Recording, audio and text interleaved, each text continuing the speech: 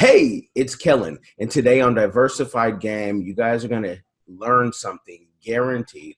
I have my friend Zebulin, yes, the 10th son of Jacob, I believe. He is here. He is here to I've asked him to come on because he's one of those guys where you can mention something and he is going to maybe have an answer. And if he does, he's going to share it with you, which is even more invaluable. And he has helped me with his venture that I'll talk about later on. But Jacob, welcome to the show. Oh, thank you. Yes, son of Jacob. Yes, the son, I believe the 10th son, if I'm correct.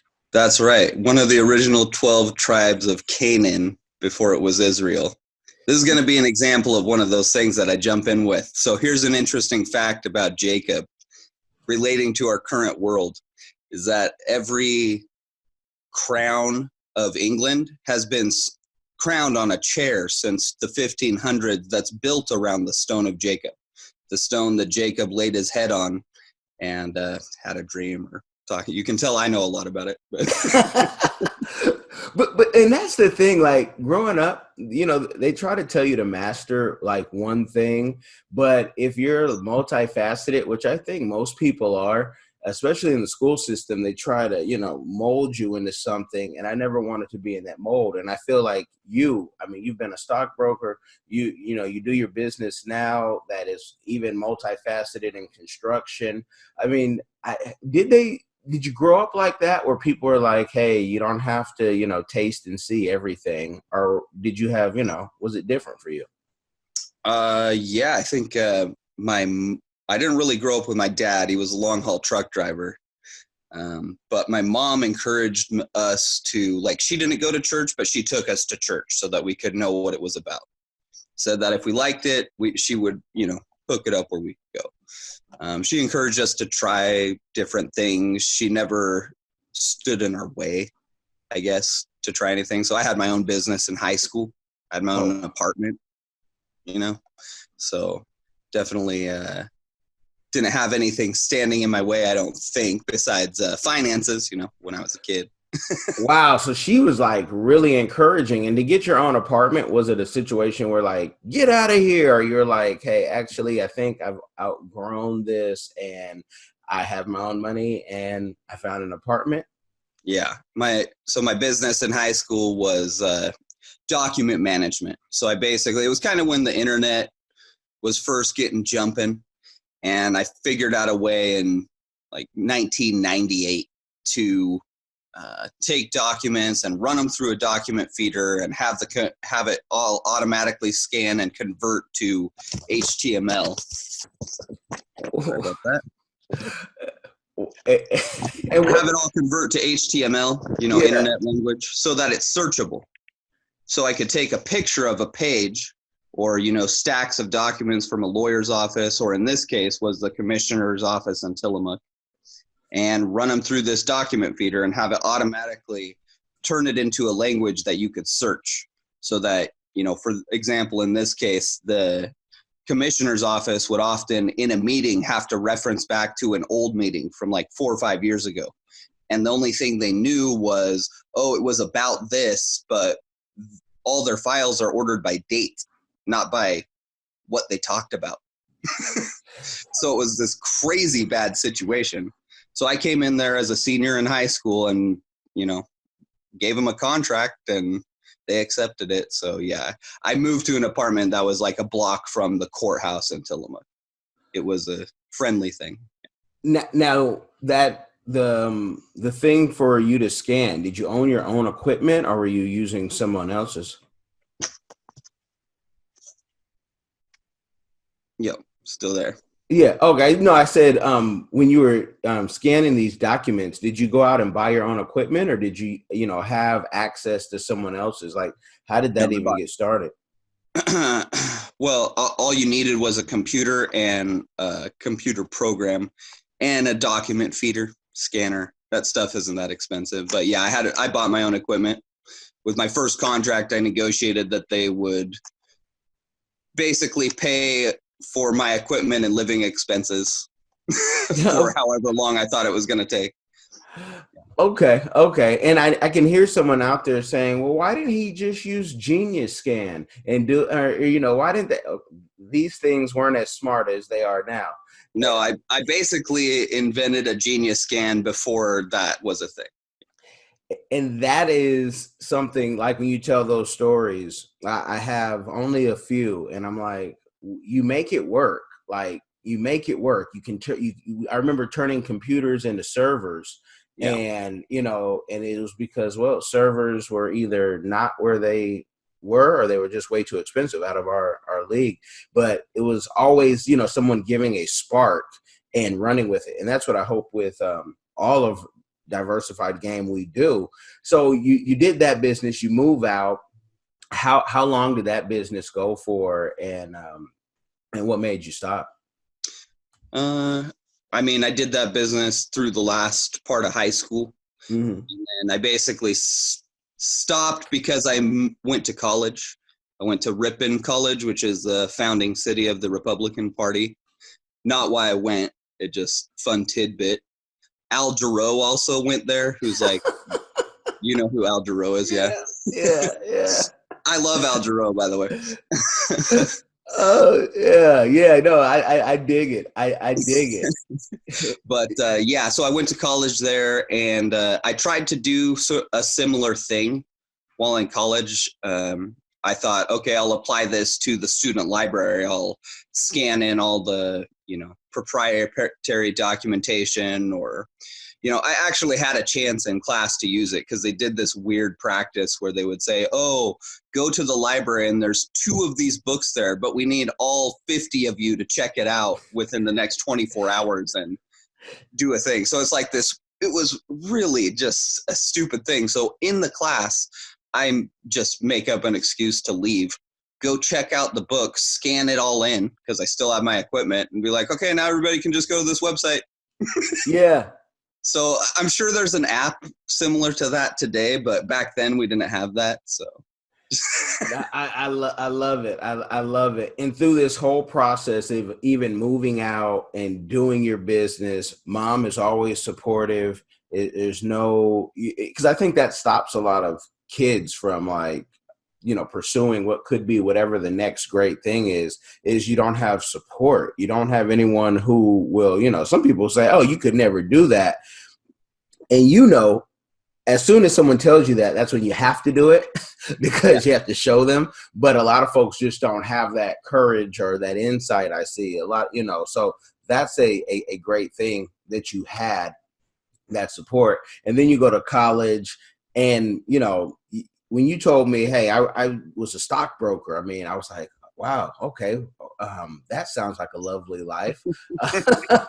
It's not everything that it sounds like. It's basically being a stockbroker is being a glorified telemarketer. You're just on the phone all day long, literally making 1,000 phone calls a day. Like that was the number that you tried to reach from 6 a.m. to 8 p.m. every single day while you're getting started. And then, it's not a super pleasant thing. Okay. I mean, we grew up watching, like the original Wall Street, and you're like, gosh, you got to be that, Boiler room. Yeah. Yeah. Like you got to do all that. But I mean, the life seems grandiose, but there's just, I mean, in a conscience and with the energy that you have around you, who's trying to catch a heart attack at 35, ready to jump out the window if something goes wrong? Yeah. Well, what I found I worked for a small boutique firm in Portland. I found out you don't need a degree to be a stockbroker. You just have to pass one test called the Series 7. And it's a, somewhat difficult test, I guess, but passing the Series 7 and the information you learn in it has zero to do with being a stockbroker. Being a stockbroker has nothing to do with picking sound investments and doing your due diligence, and there's no math involved. Wow. This might come as a surprise to people. There is zero math, so you just need to be good at sales. And, I heard some discouraging things while I was a stockbroker, which eventually lead to me getting out of that industry, which things like the other brokers, being around me, a young broker, I was like, 20 at the time. They don't care what they're saying. They think they're impressing me by showing me their $60,000 paychecks and telling me about their girlfriends and the new boobs they bought their wives and stuff that just was like, okay, well, great, but you're on cocaine, and I just heard you last week ask somebody to borrow $8,000, so you're not doing that great. Yeah. That's we've had wealth investors and different people on here, and one thing they've all said, like you just said, is that just because you're in the financial game doesn't mean you're an expert, doesn't mean you have your stuff together. And it might seem like that on the outside, but then you get in. I mean, you've had so many different things, and I mean, let me tell the story. So Zeb, I'm talking to him about, I can talk to him about anything. We sit in, jiu-jitsu class. We can talk. Yeah, that's how we know each other. That's how we know each other. And he's interesting because the things that you would never think of, like he loves to dance. And we can talk about that. Like he would go and find the party and he'll go state to state. Like that's his thing. I think that might be a next business that he has, because a lot of people are making money off just allowing people to be free, dance, have a good time. But it was the wood drying thing that just had me like, wow, because I'm talking about I need a wood dryer. I just saw one online, and he tells me about solar kilns, and I need one of these for a broad project, which I'm going to tell Zeb once I'm ready, like, yo, I want to do this, this, and this. Let me know how, because it's in a third world country that does not have it. And it's not a secret, because you guys aren't going to run to the third world with wood dryers and say, hey, I'm open for business. I might. Well, and yeah, we let's do it together, because there is so much sometimes headache and hassle in just getting equipment in, and we have an in, at least for a couple of countries. But and he tells me about solar kilns, start looking it up. We look it up I'm like, whoa, thank you. This guy is a jack of all trades. I don't think you necessarily need to master a trade. I've never liked that, because things are always evolving.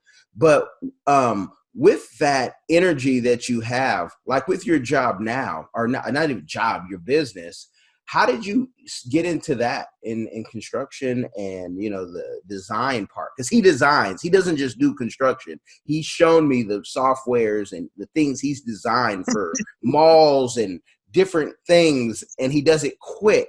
So how did you get involved in that? Oh, geez. Well, we skipped ahead a little bit there. I quit being a stockbroker. I went to work for Floor Daniel, which is a big, giant construction management firm. They're super evil, just like Halliburton. Just nobody's ever heard of them. They have like 50,000 employees, build nuclear power plants. And I did contract change orders for them for like program level change orders, which means, the government approves them because they're for infrastructure projects. So it takes a lot less review than maybe you'd think, but it still takes quite a bit. And worked for them for about 3 years, not actually constructing anything, quit doing that for a while, and then went back to investing for a little bit, and then decided I wanted to do something more concrete again. So me and my buddy started, talking about building a greenhouse, basically. And so we built a greenhouse, and neighbors saw it and thought it looked pretty cool. Built another one, put it on Craigslist, sold immediately. That person is now the largest distributor of palm trees in the Northwest. My very first construction customer, yeah. We basically went to my friend's grandpa's shop in Bend, Oregon, and spent a weekend building this prototype greenhouse, which then turned into a business that we never meant to have. So, wow. Yeah. I mean, the way you stumble upon things is like, okay, we'll try this, we'll try that, and that's not easy to do when you have a family. I mean, if you're just at that time, I did not have a family. Okay. I had been doing something for a while that. and I had just gotten out of a bad relationship. So I was at square zero. You know what I'm talking about? Okay. We're like, I got nothing to lose. What do I do now? You know, no kids, no responsibilities, basically just, okay, let's figure out what we're going to do now. And so we started this greenhouse thing. And while I was doing that, I was working I decided to take on like a smaller responsibility sales job than stockbroker. So I worked at Nordstrom as a stylist, which was a lot of fun and left me enough time to be able to still do greenhouses on the side. And eventually, after about a year, we signed up for a trade show, which is a pretty fun experience. You know, it's like less than $1,000, we got to show our product to thousands and thousands of people. So if you're in any type of business, whether it's MLM marketing, you know, up to, oh, I think I have an idea and you can save $1,000, take it to a trade show. That's where you'll know if you have a business or not. Those make all the difference. And I love those. I mean, I know you do too, because you genuinely like people in conversation. Oh, but yeah. You cannot stress that enough. Like, people say, well, would you just show them and then what? I mean, there's a thing called purchase orders. There's a thing called, oh, you're doing it the wrong way and you could go faster. Someone will tell you going this way. So, man, that's... Well, we showed up to that show, and there were 7 or 8 other greenhouse companies at that time. We ended up selling over 30 greenhouses, and nobody else sold one. So we skunked every other manufacturer at the show. Wow. That's when we knew we had a business, and then we set up shop in Central Oregon. After a few years, well, we had like an accident in the shop, basically, which wouldn't have happened if it had been designed beforehand. So basically, a couple of the guys were trying to do a new thing, and they didn't have a design, so they kept going back and forth to the saw over and over, experimenting instead of doing math, or instead of letting the computer do math, which is what I do now. So we had an accident in the shop, and everybody's okay. But it inspired me to learn these 3D modeling programs so that we would always have a plan. And that's how I started doing that. And, you know, you stress math a lot. And I know you in our personal conversations, you're like, you know, people, especially, and I remember when you said the Chinese, because they know math. How do we turn that around? I struggled with math my whole academic career until I got to college. I really didn't know math. I knew money. I knew money very well. But math, I always said, what am I going to use this for? You guys can't show me how in my life this is going to be the future. But it's also how the school system treats math. You know, half the class may get it. Half the class may not. And now it's even more, they're not. And it's like, oh, math is for this child, math is for that child. No, but stress like the importance of math. Well, to me, math is pretty much the only actual science. You know, it's the most hardcore science, and it's the most universal language. So I was just always interested in it. So I read books about math that were not math books. So I think that's probably the best thing you can do, you know, for your kids, is encourage them to read like Isaac Asimov math trick books, or there's another guy that I used to follow who's like the fastest calculator in the world. He's like the world's fastest calculator. I think he's in Guinness Book of World Records, but he makes like YouTube videos now. But I remember this character when I was like younger, and then I would just practice, you know, the types of things that I wanted to learn. You know, so I found that by reading about it, it turned it into more of a story and made it more interesting than just, you know, doing a bunch of math problems is not a good way to learn math. Like you said, you got to apply it to the real world. So I fortunately, again, my mom was extremely hands-on when it came to learning when I was young. Mm-hmm. And later I found out it was because I was a very bored kid, and I was constantly bugging her for things to do. So she was like, find 20 words in the dictionary that you've never heard of, and write them all down, write a definition for me, and then write a story and use each word in the story, and it needs to make sense. Like stuff like that. Well, okay. And that's good to hear, because I think a lot of times, we see kids in front of tablets, phones, and they're the babysitters. But I also tell people it's what is on that tablet and on that phone. And math, if you can master math. I mean, my wife is a math genius, and she'd always say, this, you got to learn this and that. But countries, empires were built on math.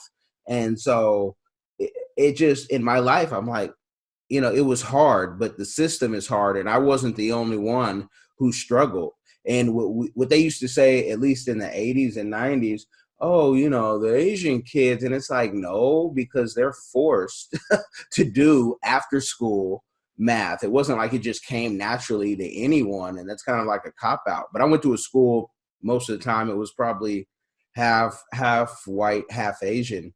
And even the white kids, the Asian kids got that. You know what I mean? And it's like, hold on, everybody, this is public school. Everybody should have the basics, and we shouldn't leave people behind.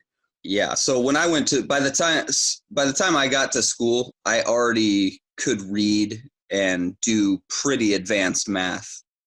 So, I'm in first grade already being able to do long division. Mm-hmm. And someone's going to say a different kind of experience where I didn't notice it. I mean, all the kids in my school, I think, were white. It was a very, very small school. Yeah, I remember there was one Hispanic kid, I think.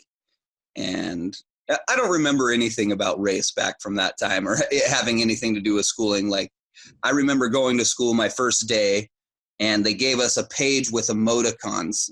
And so this is my first day of kindergarten, about 6 months into the year. And they said, they asked us to basically write the first letter of whatever the emoticon is. So, a happy face, you write an H for happy.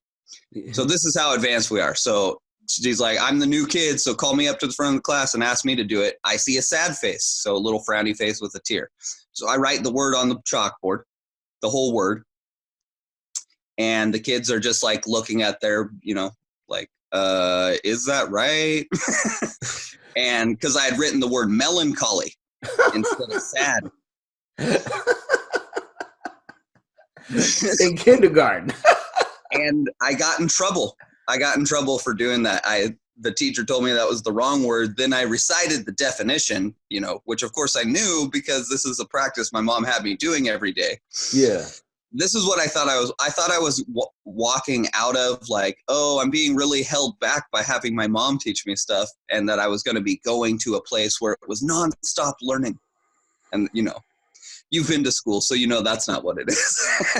Not at all. And I think someone like yourself, and my pops always tells me this, because he has a child, had more children later in life, and they go to like one of those schools that you can do what you want when you want. And he's like, I wish they would have had something like this when you were around, like that was in our area, in the Bay Area, because this would have, who knows where you would have been. And I'm like, well, that's interesting, because school will try to you can't write melancholy, you have to write sad. But you being advanced, I remember my wife telling me in Cameroon, West Africa, they were doing calculus by like middle school.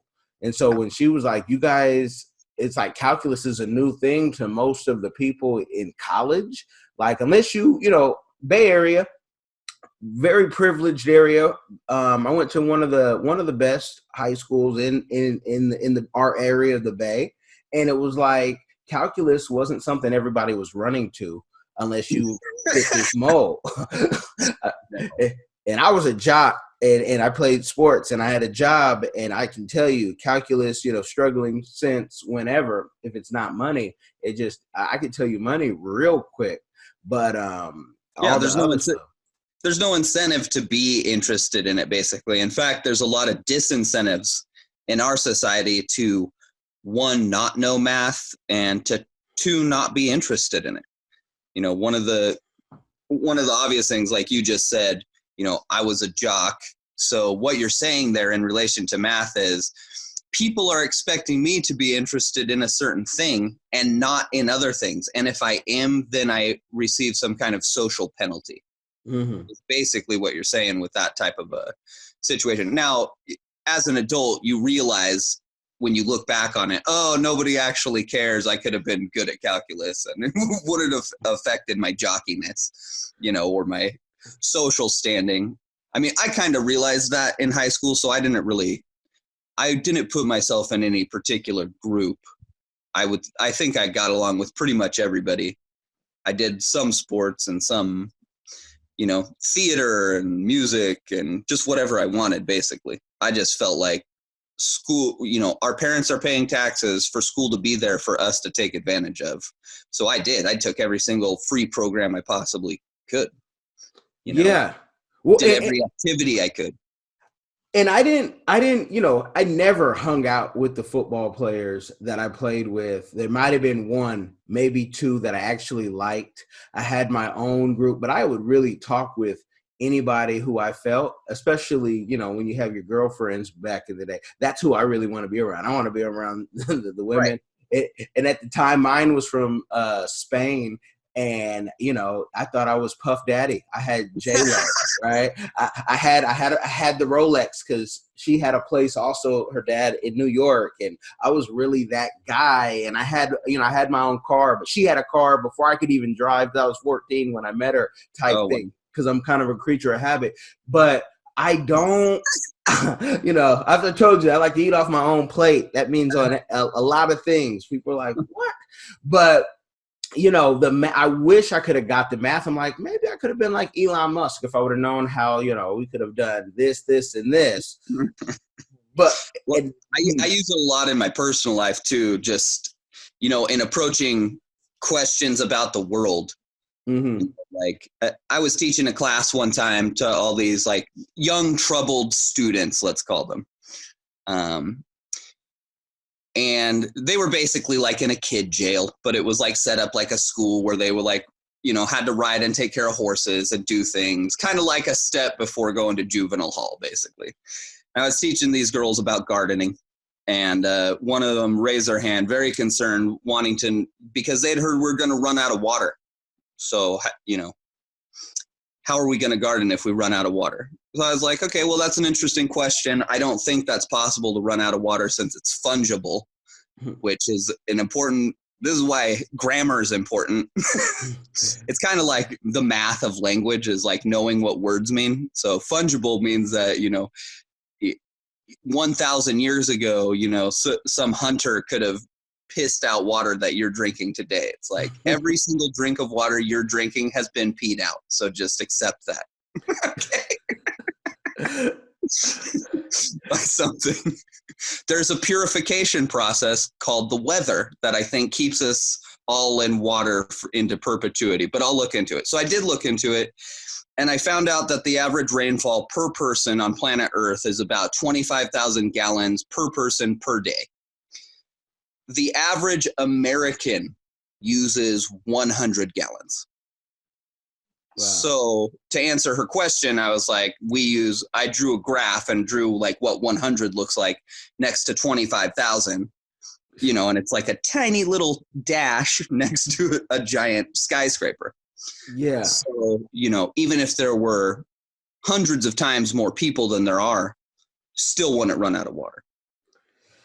Yeah, running out of water in America. You're kind of off the grid. I mean, you know, off the grid. Yeah. You know, recycle. I could see you having the recycled water, like Cameroon and many African countries have that. And I'm like, we don't. I do for gray water. Do you?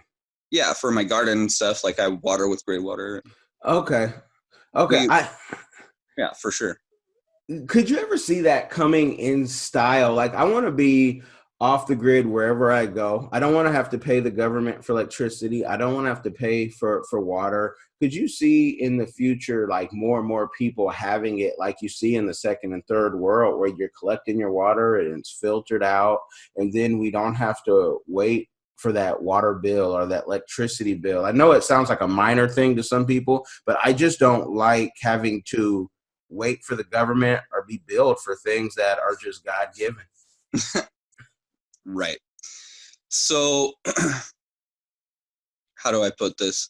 Yeah, we're going to get there, but it's going to be like pseudo off-grid living where it'll still all be centralized technology. So like, power walls made by Tesla, for example, in every single house.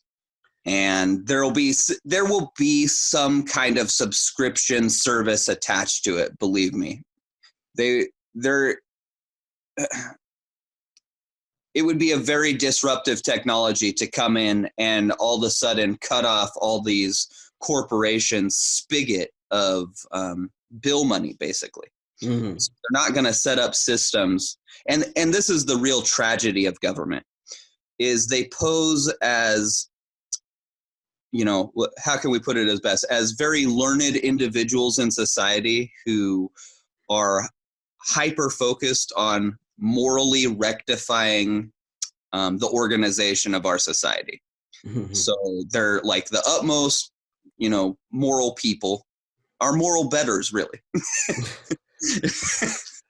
if you were to believe TV.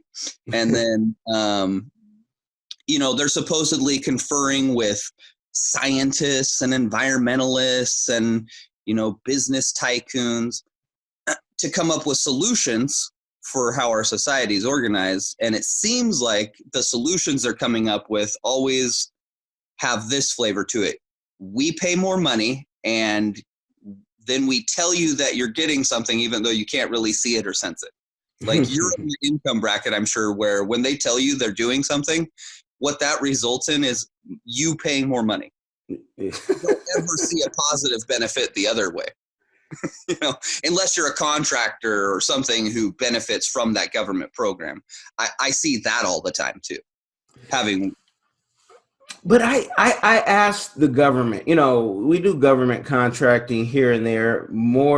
It gets more, the more I, grow in one way, I'm like, corporate America, whatever. I don't even want to fit in. Government, I don't want to fit in, but it's like I'd pay more money if I could see more homes being built. We're here in the Seattle area, and you see more tents being built. I'd pay more money if there were more homes, they say there's jobs, but to have a job, you actually have to have someone too who, you can call and they can show up. And people say, well, those people are mental health cases. Not all of them. I know the people that people see get arrested and in jails and whatnot. But when you go talk with the people, you'll find that a lot of them are just like regular people, where one situation had them just totally wiped out. And there is a mental health part if you're homeless or you lose your job because maybe you said the wrong thing on Wednesday that you should have said on Thursday. And so I'm like, I'd pay more if I saw more coming out, but you don't. So I'd rather take my whatever money, 2 pennies that I have, and give it to a situation to make it better. Because one situation can turn, one business deal, this in business, one business deal can have you like, whoa, I'm back. Yeah. Network effects. Yeah, exactly. Yeah. Yeah. I personally have met hardly a homeless person that wasn't a drug addict, which I would call a mental health situation personally. Mm-hmm. In our society, it's a criminal situation. I think that's a big part of the problem, is they're basically perpetuating homelessness because they're not treating it as a mental health issue. Instead they're treating it as a way to make money. The fact of the matter is, these private jails, and you know how government works. If you don't use the money, you lose the money. Yeah. So it works the same way with the correction system. If you have a jail with 1,000 person capacity and you're at 500, guess what happens to your money? Half your money goes away. And, it really only relates to the decision makers, but it's incentivized for the decision makers in those situations personally profit from not losing that budget, or they personally retain some sense of power, or I don't know what it is in every situation, because sometimes I deal with the government and you would think you're taking the money out of that person's pocket. You know what I mean? Like when you're at the DMV or something, you're like, lady, you just get a paycheck. Like none of this matters. Yeah, oh yeah, the super worker, the super worker. And I could hear somebody reply to this, and whatever they feel about homeless, but there's no compassion. But I've even seen it working in the oil field many moons ago, where you have people making six figures or very close to it in the oil booms. And you have families living in, tents as well, and having the basic bare bones while you got billions and billions of money. And I'm like, the city shouldn't even allow this. The state shouldn't even allow this. Put some container homes around this thing so people can at least, if a tornado comes through here, at least have a chance of surviving. Because when you go and work in like a tornado alley, and you're like, what happens to the people who are living out of their, car, their tent, their whatever, just trying to make it? And there's, and people say, well, you're trying to say, Nirvana. No, this is the greatest country, supposedly. So we can have solutions, because I guarantee you, if there was a FEMA situation, FEMA would come through there. Talk about needing more money. Yeah. And I've seen it in Louisiana during Katrina, because we lived there in Louisiana at the time. And it's like, oh, now you guys have money. Where was the money before, where all these poor people were struggling? So, yeah, to prevent it. Yeah. Like I said, it's a tragedy because they pose as the problem solvers, but they're not actually solving the problems. They're creating revenue streams. Like I see that going on. That's working really well for them, but I don't see, let me put it this way. Is there less homeless people now than 5 years ago? No. When they implemented all these programs to help with the problem? Hell no, they're making it worse. So to me, it's like, I go with my major philosophy is the proof is in the pudding. Mm-hmm. Like when somebody, if there's not scientific papers written about it, I'm like, well, you can just look and see how it's doing. You can tell how your diet's working by looking down at your belly. Yeah. That program's working. Yeah. So, there's more homeless people than ever because they're continuing to treat it like a criminal thing. And until that fundamental thing changes, it's going to just keep getting worse. The problem is that it is a revenue stream. Yeah. The never-ending revolving door of homeless to under-homed people who are addicted to drugs of all different kinds, whether that's their fault or not. I have to tell you, I have been in jail and I have heard these stories from drug addicts, and half of them got on it because they got injured and were given the drugs legally and then got addicted to it. That's a real thing. So I'm sitting here looking at, okay, here's 400 people in this little private jail. 200 of them, are an extremely clear-cut case of you weren't prepared to take an addictive substance for a long time. Then you did, and you got addicted to it, and you clearly need a psychologist, not prison guards. Like, it makes no sense. It really makes no sense. And these private prisons, they'll pose as, again, that they're trying to reform people. But when you're in there, they're telling these people to just, you're not capable of making any decisions, so you got to give it all up to God. So I'm multiplying this by the whole entire country, by every news report I see of, people dying from fentanyl and all this. And I'm like, oh, these are people that gave it up to God and then realized, oh no, God's not there making the decision for me at the time. Like, God's not there standing next to me when my buddy calls me like, oh, yeah, come on over. I heard you're out of jail. Yeah, come on over. All the old gang's here. God's not sitting there being like, no, hang up the phone and go do this instead. So they're teaching these people to be kids forever. They're teaching them childish modes of being instead of being like, no, dude, you're going to have to make that decision. And then, yeah, later, maybe down the line, you're going to face God, I guess, if that's what you believe, and, have to tell him why you made these decisions. I don't know. But at the time of the decision, the person is going to have to make it, and they're not preparing the people coming into these jails for life afterward. All they're doing is putting them into a crucible where they go in, a regular drug addict, and they come out a way worse drug addict. Yeah. Every single person in jail had drugs. They would come back. Like, I was in kind of a work releasey situation. Literally every single person would come back with some kind of illegal thing. Like, whether it be chocolate or drugs or something. I mean, the amount of security in prisons and jails is and